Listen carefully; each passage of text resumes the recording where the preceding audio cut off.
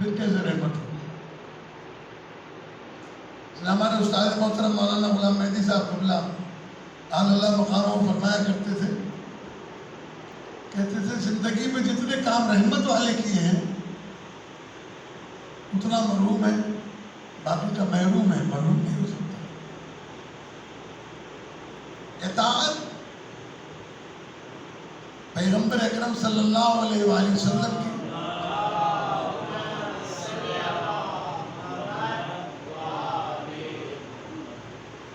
فرض کی گئی۔ مثال کے طور پر آپ حضرات اسکول جاتے ہیں، کالج جاتے ہیں، یونیورسٹی جاتے ہیں، مختلف قسم کی آپ تعلیم حاصل کرتے ہیں، کہتے ہیں جی فلاں صاحب ڈاکٹر ہے۔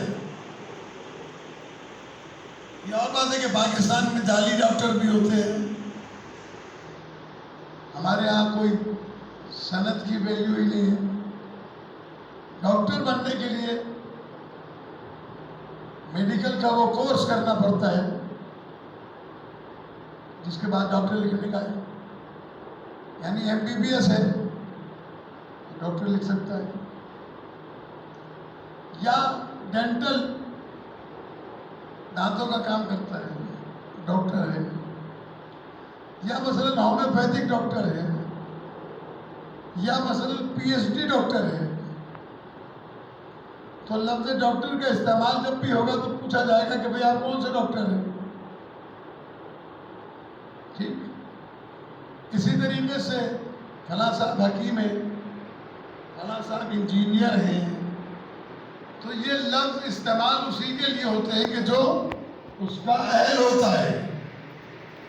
اسی طریقے سے لفظ مرحوم کا استعمال اس کے لیے ہو سکتا ہے کہ جس نے زندگی میں رسول کی اطاعت کی ہوگی، جس نے، اب آپ کہہ سکتے ہیں کہ جناب اللہ کی اطاعت بھی تو ہے، صرف رسول کی اطاعت کیوں؟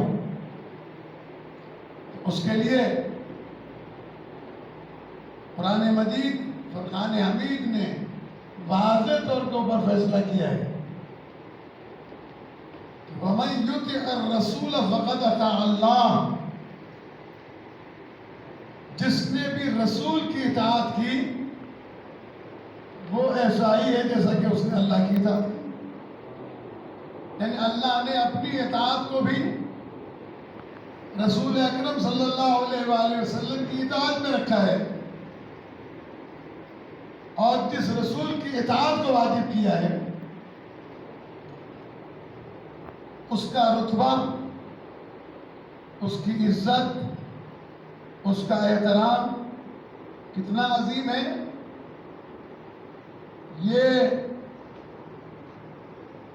قرآن مجید کے اندر پروردگار عالم نے بیان فرمایا۔